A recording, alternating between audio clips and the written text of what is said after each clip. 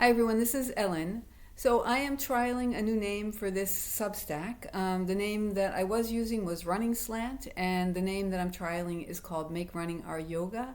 I talk about why in the show notes, so I won't say much more here. I do like Make Running Our Yoga. It feels like it's more in alignment with what I've sort of come to in my own process of finding my way back to running, that I really want awareness to be the foundation.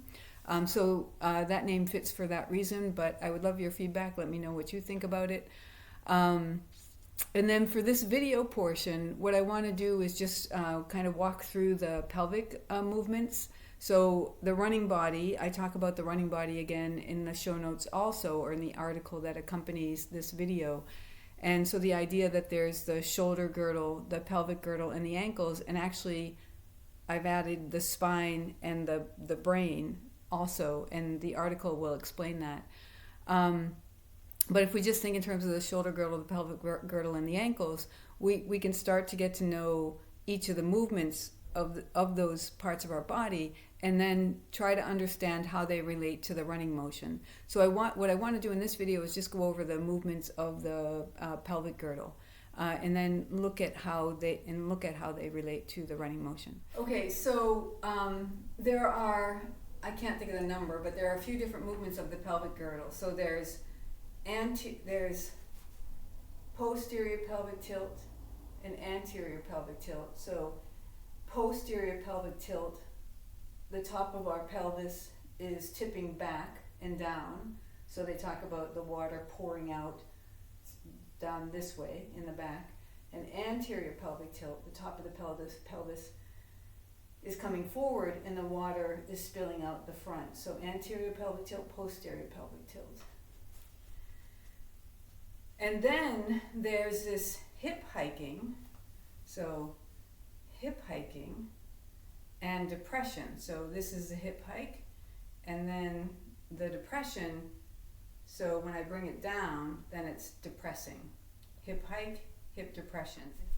And then there's this lateral shift. So this is a subtle movement, but the whole pelvis will shift to the side. Now I'm not going like this, even though it might look like it. I'm just shifting my pelvis to the side. So it's a very subtle movement, and I'm still learning it. I think I tend to compensate. So that is another.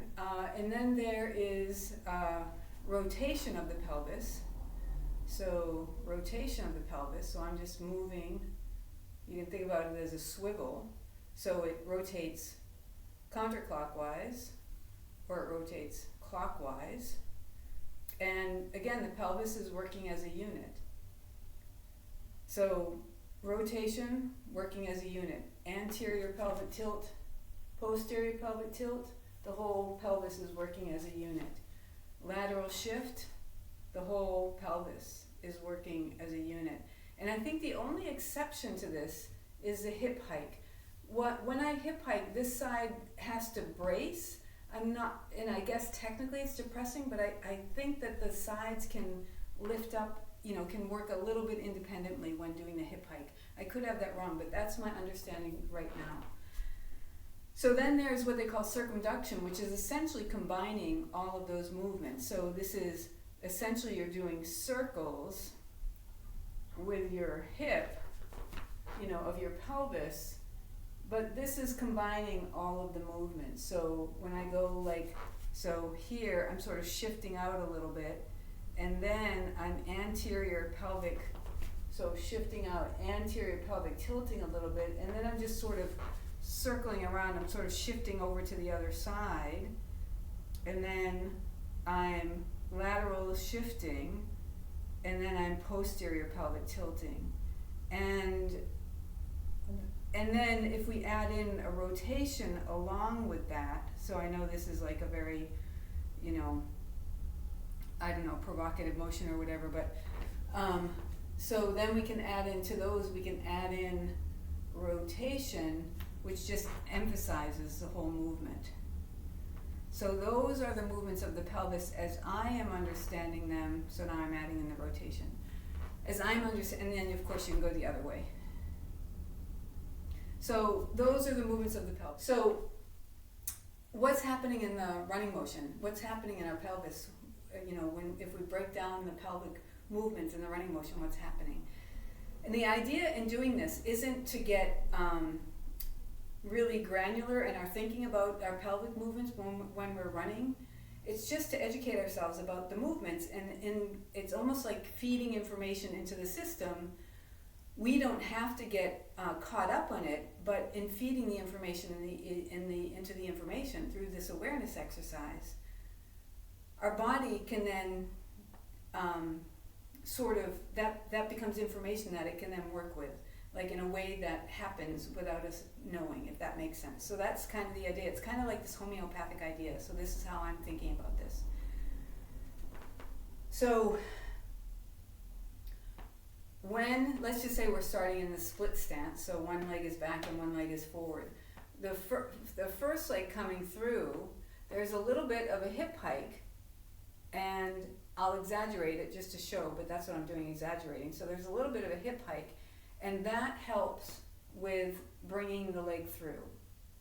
And as we're hip hiking on this side, we're lateral shifting a little bit on this side. Not a lot. An exaggerated lateral shift means the abductors, abductors, are weak.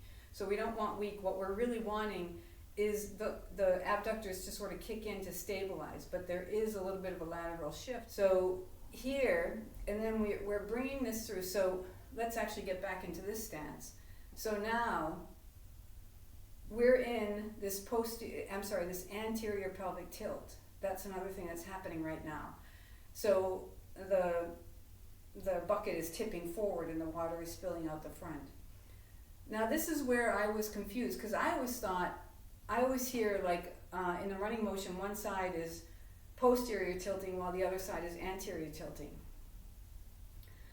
But if the pelvis is working as a unit, it can't actually work independently in anterior and posterior pelvic tilt. That it can only be either fully anterior pelvic tilting on on both sides, or posterior pelvic tilting on both sides. It can't do anterior pelvic tilt on one side and posterior pelvic tilt on the other side. Then it seems that it's an optical illusion that one side is anterior pelvic tilting while the other side is posterior pelvic tilting.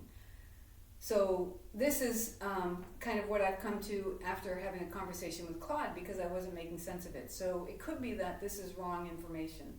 It could be that Claude steered me wrong. So I don't know for sure. But this is how I'm understanding it. And the benefit of finding your understanding now is that you have more of an anchor from which to gather more information. And so then you learn, you're like, oh, I thought this, but here's this information, and then you can compare it, and based on the knowledge that you keep building, you can be like, oh, this makes more sense, or whatever. So instead of being concerned with making mistakes about our understanding, we can just build our understanding, but always be open to, keep being curious. It's like, do I really have this right? The body is super complex, right? So there may always be kind of nuances of understanding of what's happening in movement that we can keep learning as we go, and correcting misunderstandings and mistakes as we go. So that's sort of my approach. So now we're in an anterior pelvic tilt. And then as we bring this leg through, we're laterally shifting here. We're hip hiking a little bit. And I think there's also a little bit of rotation going on here. So rotating counterclockwise. It's not extreme. I'm exaggerating it. And so now what's happening is we're going into posterior pelvic tilt as this leg is coming forward. And so it's not one side anterior pelvic tilting and the other side posterior pelvic tilting. It's that it's shifting as a unit from anterior pelvic tilt to posterior pelvic tilt, but there's a rotation that's shifting, and there's a lateral shifting that's happening. And so that gives the impression of posterior pelvic tilt and anterior pelvic tilt on the different sides. And I've thought about this differently now that I can't even remember. So what would be the posterior pelvic tilt? So if I'm like this, so here, this side the idea would be this side is posterior pelvic tilting as this leg is coming up and going forward, and this side is anterior pelvic tilting. And then we shift, and now this side is starting to go into posterior pelvic tilt, and this side is going into anterior pelvic tilt. But it seems, I think what's really happening is, again, this idea of a couple of motions. So the whole pelvis, anterior pelvic tilting right now, and then this lateral shift over to here, this hip hike, a little bit of a rotation that's coming through, and then a shifting. So see that rotation? So that's how I'm understanding it. But the reason I'm showing you this is that I hope it inspires you to explore the movement for yourself and to learn the pelvic girdle motions for yourself, and start, use running as an opportunity to build awareness of your body.